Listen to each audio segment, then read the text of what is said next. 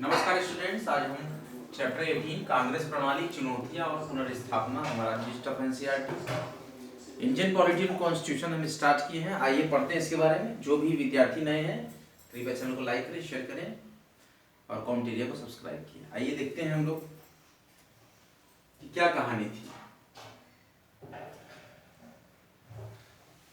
1916 को हम कांग्रेस प्रणाली चुनौतियां और पुनर्स्थापना पढ़ रहे हैं।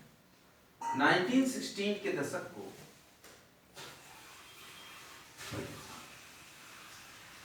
खतरनाक दशक कहा गया।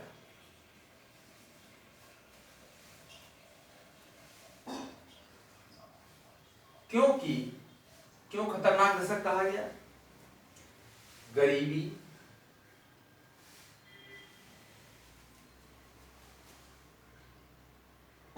गैर बराबरी, सांप्रदायिक एवं क्षेत्र का विभाजन, आजादी के बाद की बात है ये, आदि।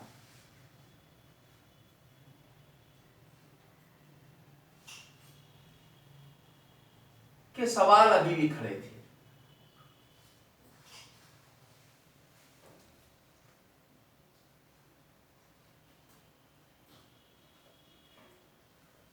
मतलब ये सवाल अभी अनसुलझे हुए थे। 1960 का जो दशक था वो खतरनाक दशक कहा गया। गरीबी थी, गैर बराबरी थी, सांप्रदायिकता थी, क्षेत्रीय विभाजन था। इस प्रकार का वो माहौल चल रहा था। राजनीतिक उत्तराधिकार की चुनौती थी और ऐसी कठिनाइयों के कारण देश में लोकतंत्र की परियोजना असफल हो जाती या खुद देश बिखर जाता। इसके बाद शास्त्री जी का काल आया। किसका आया? नेहरू जी के बाद शास्त्री जी का काल आया।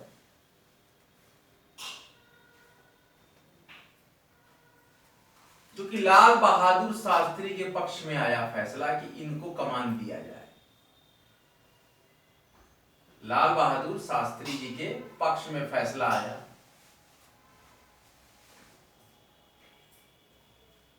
फैसला किसके पक्ष में है? कांग्रेस पार्टी के अध्यक्ष के कामराज जो थे उन्होंने देखा और समझा कि फैसला जो है, अपनी पार्टी के नेताओं सांसदों से सलाह मशवरा उन्होंने किया तो पता लगा कि सभी लाल बहादुर शास्त्री का पक्ष ले रहे हैं कि इनको यहाँ पर कमान देश की दी जाए। किसकी? किसकी कमान दी जाए बताइए? प्रधानमंत्री की। और निर्विरोध चुने गए नेता चुने गए। कांग्रेस पार्टी के निर्विरोध संसदीय दल के निर्विरोध नेता चुने गए एवं देश के प्रधानमंत्री बने गए।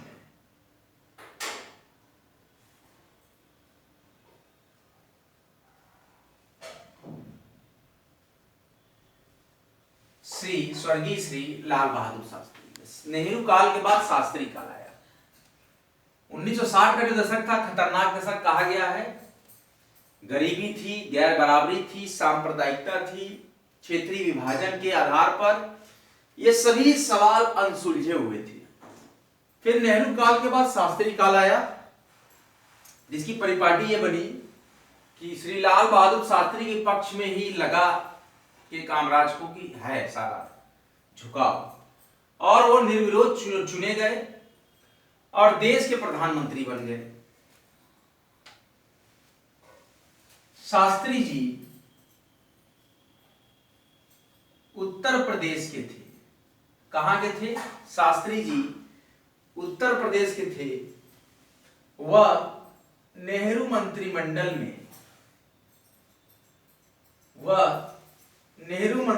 में कई सालों तक मंत्री है।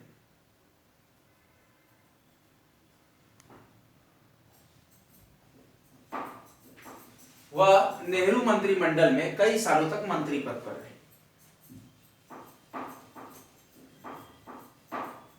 अपने आखिरी सालों में नेहरू ने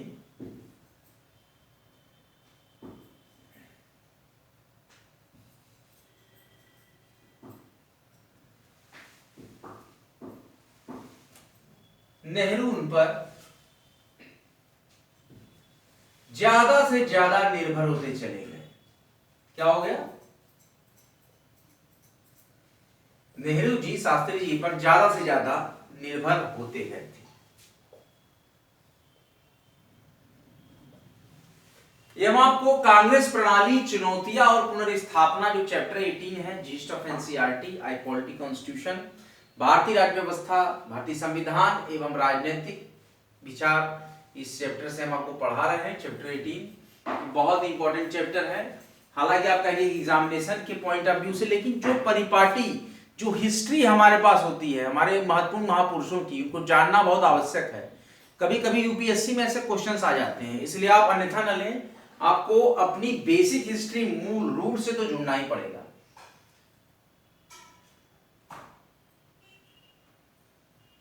how can we perform the best other students? How? When we studied some special topics which is related to our root, that have enhanced your study performance at the time of examination hall. सदैव याद रखें आप विद्यार्थियों, अगर आपका ज्ञान एक विश्लेषण के साथ होगा, एक अन्वेषणात्मक और शोधात्मक प्रवृत्ति का होगा, निश्चित ही आप सफल होंगे। तो 1960 के दशक की बात करें तो उस समय इस दशक को कहा गया खतरनाक दशक। क्या इसको संज्ञा दी गई? खतरनाक दशक की संज्ञा दी गई 1960, क्योंकि वहां पर गरीबी, गैर बराबरी, सांप्रदायिक, क्षेत्रीय विभाजन, ये सभी चीजों पर फोकस था हमारा देश। गरीबी, गैर बराबरी, सांप्रदायिक, क्षेत्रीय विभाजन, रीजनल डिस्ट्रीब्यूशन पे ऐसे सवाल खड़े थे, अनसुलझे हुए। फिर नेहरू से शास्त्री काल तक हमारे तो लाल बहादुर शास्त्री के पक्ष में आई। यहाँ पर के कामराज ने भी कहा कि नहीं, इनके ही पक्ष में ज्यादा समर्थन है, और निर्विरोध लाल बहादुर शास्त्री चुने गए और देश के प्रधानमंत्री बने। शास्त्री जी उत्तर प्रदेश के थे और वो नेहरू मंत्रिमंडल में कई सालों तक मंत्री पद पर रहे। अपने आखिरी सालों में नेहरू जी ने उन पर ज्यादा से ज्यादा निर्भरता जताई। शास्त्री जी अपनी सादगी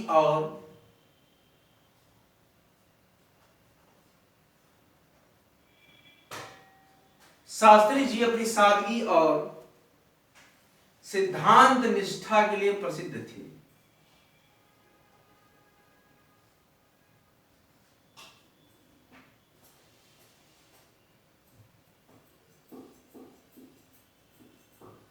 शास्त्री जी अपनी सादगी और सिद्धांत निष्ठा के लिए प्रसिद्ध थे।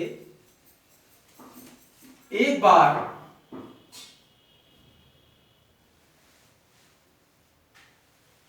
शास्त्री जी, एक वाक्या हम आपको बता रहे हैं। एक बार लाल बहादुर शास्त्री जी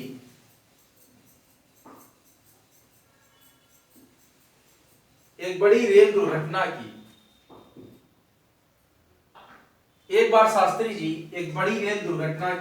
नैतिक जिम्मेदारी।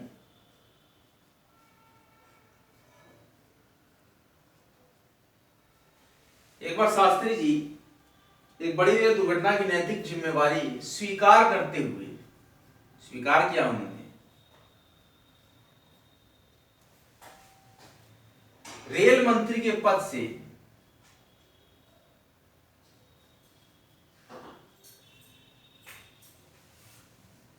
इस्तीफा दे चुके थे, रिजाइन।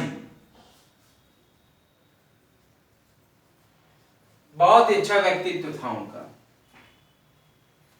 शास्त्री जी, ध्यान से समझिएगा मेरी बात, शास्त्री जी 1964 से 1966 तक, श्री लाल बहादुर शास्त्री जी 1964 से 1966 तक देश के प्रधानमंत्री रहे।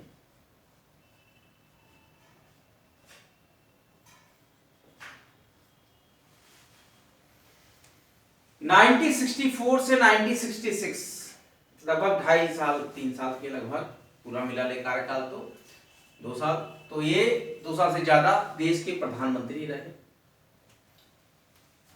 ये बड़े कम दिनों तक रहे। हालांकि कम से कम 5 वर्षों तक लोग रहते हैं, बड़े कम दिनों तक रहे। लेकिन इसी छोटी अवधि में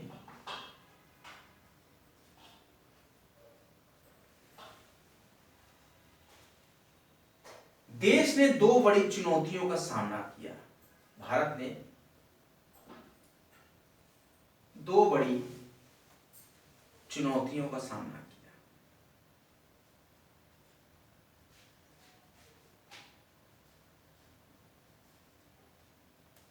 भारत ने इसी दौरान 2 बड़ी चुनौतियों का सामना किया।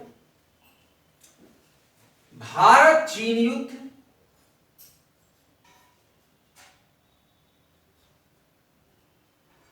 के कारण, पैदा हुई आर्थिक कठिनाई, ये पहली आपदा, पैदा हुई आर्थिक कठिनाइयों से उबरने के लिए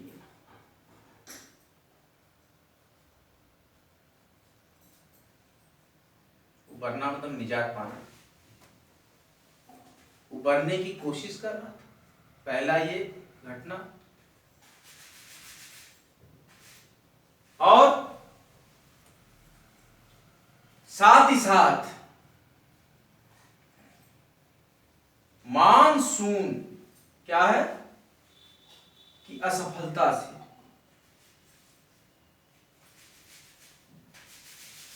मानसून की असफलता से देश में सूखे की स्थिति, देश में सूखे की स्थिति थी, सूखा पड़ा हुआ था। आप लोगों ने रिवीजन कॉपी नहीं करी, हम एक रिवीजन कर लेते हैं फिर आगे प्रोसीड करते हैं। ये हिस्ट्री को जानना बहुत आवश्यक है। आप इस भूमिका को जब जानेंगे तब अपने देश के बारे में जानेंगे, कैसी कैसी स्थितियों से हम गुजरे हैं।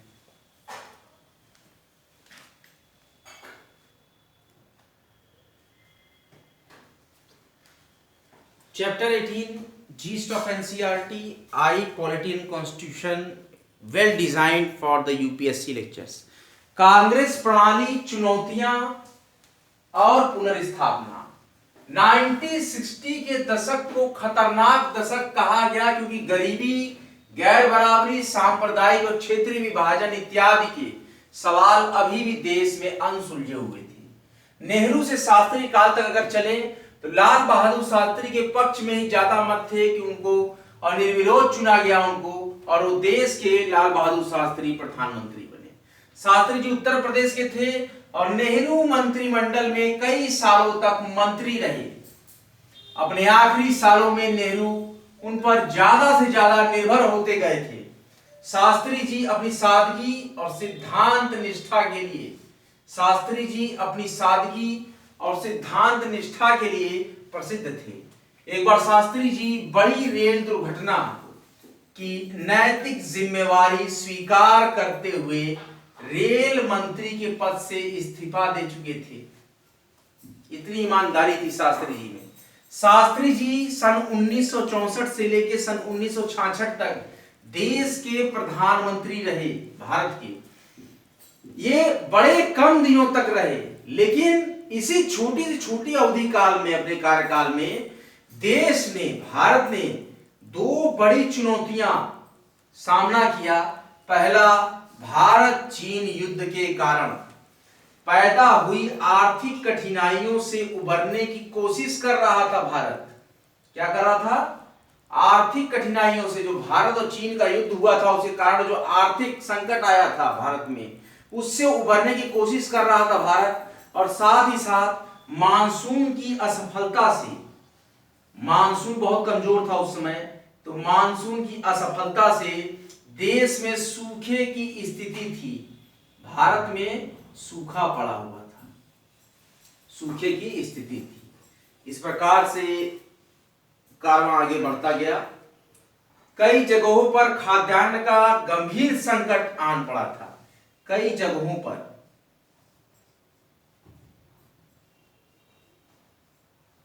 खाद्यान्न का गंभीर संकट आन पड़ा था।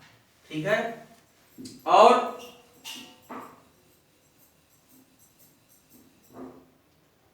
1965 में पाकिस्तान के साथ युद्ध करना पड़ा। सन 1965 में पाकिस्तान के साथ युद्ध करना पड़ा था।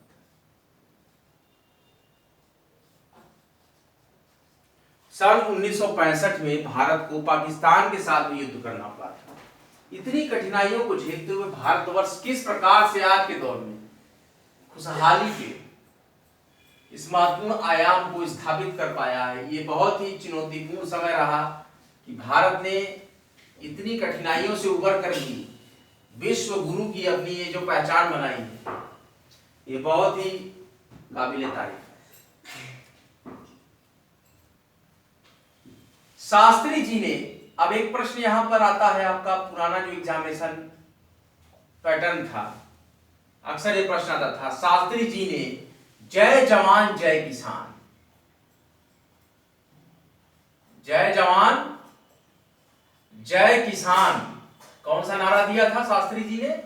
जय जवान जय किसान का नारा दिया। शास्त्री जी ने जय जवान जय किसान का नारा दिया। इन दोनों चुनौतियों से निपटने के लिए, इन दोनों चुनौतियों से निपटने के लिए उनके दृढ़ संकल्प का पता चलता है। शास्त्री जी के दृढ़ संकल्प का पता चलता है। इस प्रकार से कारवां चला। हमारा जो चैप्टर है उसका नाम है कांग्रेस प्रणाली, चुनौतियां और पुनर्स्थापना। ये देश की आजादी के लिए जो कांग्रेस चली आ रही थी उसी को पार्टी में कन्वर्ट कर दिया गया और वो कांग्रेस प्रणाली चली आती थी। नेहरू जी प्रथम प्रधानमंत्री बने देश के, दूसरे श्री लाल बहादुर शास्त्री जी, और प्रधानमंत्री के पद पर शास्त्री जी ने, प्रधानमंत्री के पद पर शास्त्री जी बड़े कम दिनों तक रहे। प्रधानमंत्री के पद पर स्वर्गीय श्री लाल बहादुर शास्त्री जी की बात कर रहे हैं कि वो बहुत कम दिनों तक रहे। 18 जनवरी, बहुत ही अच्छे आदमी थे, 1966, देखिए शुरुआत में ही, जनवरी में ही 18 जनवरी 1966 को ताशकंद समझौता, 18 जनवरी 1966 को ताशकंद में, देखिए ताशकंद में अचानक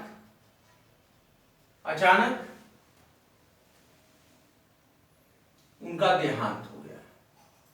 रहस्यमय, पता ही नहीं लगा किस कारण से हुआ। बहुत ही दुखद घटना। जो अच्छे लोग होते हैं राजनीति में नहीं टिक पाते। प्रधानमंत्री के पद पर, फिर से विद्यार्थियों हम आपको बताते रहे हैं कि प्रधानमंत्री के पद पर शास्त्री जी बहुत कम दिनों तक रहे और 18 जनवरी 1966 को, 18 जनवरी 1966 को ताशकंद में अचानक शास्त्री जी का देहांत हो गया।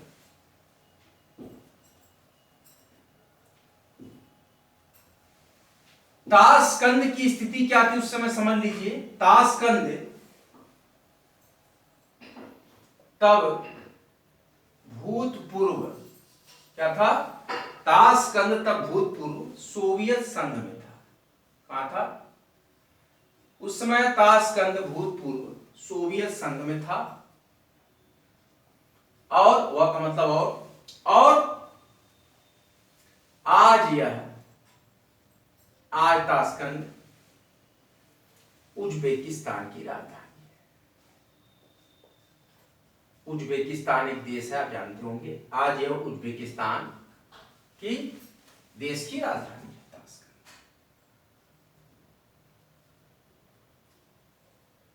आज ये ताशकंद उज्बेकिस्तान देश की राजधानी। युद्ध की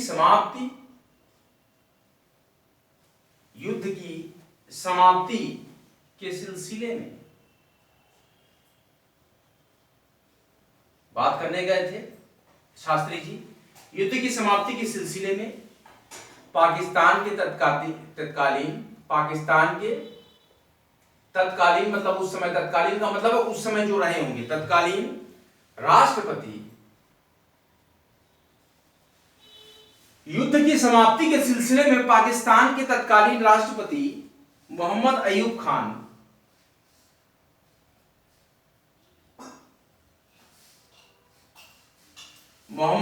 खान से बातचीत करने और एक समझौते ताशकंद समझौता आप जानते होंगे, तो उसी सिलसिले में, और एक समझौते पर हस्ताक्षर साइन करने गए थे। हस्ताक्षर करने के लिए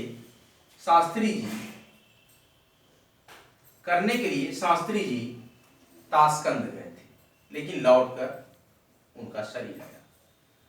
ताशकंद गए थे। अच्छे जो राजनेता हैं वो प्रायः शिकार हो जाते हैं राजनीति। शास्त्री जी ने जय जवान जय किसान का नारा दिया, और इन दोनों चुनौतियों से निपटने के लिए उनके दृढ़ संकल्प का पता चलता है। प्रधानमंत्री के पद पर लाल बहादुर शास्त्री जी बड़े कम दिनों तक रहे। 18 जनवरी 1966 को ताशकंद में अचानक उनका देहांत हो गया, और ताशकंद तब भूतपूर्व सोवियत संघ में था, और आज ये उज्बेकिस्तान की राजधानी है ताशकंद। युद्ध की समाप्ति के सिलसिले में पाकिस्तान के तत्कालीन राष्ट्रपति मोहम्मद अयूब खान से बातचीत करने और एक समझौते पर हस्ताक्षर करने के लिए लाल बहादुर शास्त्री जी ताशकंद गए थे। बड़ी दुखद घटना हुई, और हमने एक बहुत ही बड़े भारतीय सेवक को खो दिया। ये हिस्ट्री रही, चुनौतियां थी प्रणाली में, उस पर हमने चर्चा की।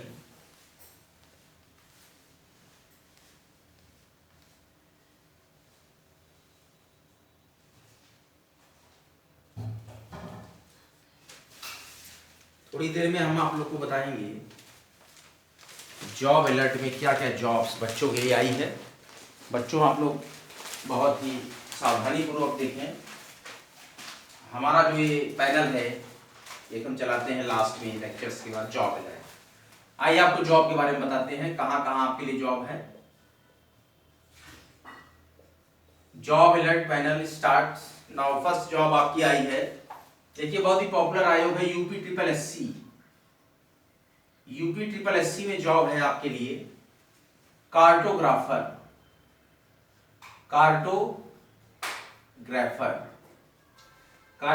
की 283 पोस्ट आई है।